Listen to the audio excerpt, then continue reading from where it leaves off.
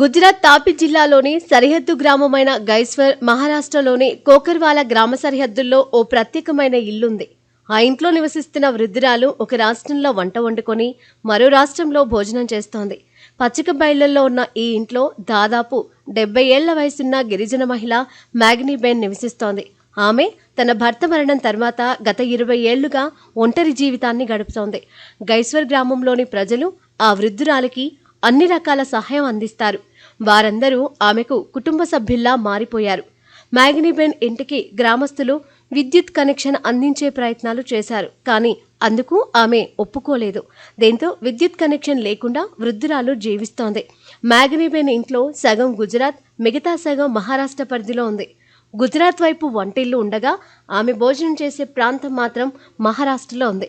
ప్రస్తుతం గుజరాత్ రాష్ట్ర ప్రభుత్వ ప్రయోజనాలను పొందుతూ అక్కడే ఓటు వేస్తున్న మ్యాగ్నీబెన్ ఇంటి పన్ను కూడా గుజరాత్లోనే చెల్లిస్తోంది. 2 రాష్ట్రాల సరిహద్దుల్లో ఉన్న ఈ ఇంటిని చూసేందుకు తరచూ పర్యాటకులు కూడా వస్తూ ఉంటారు.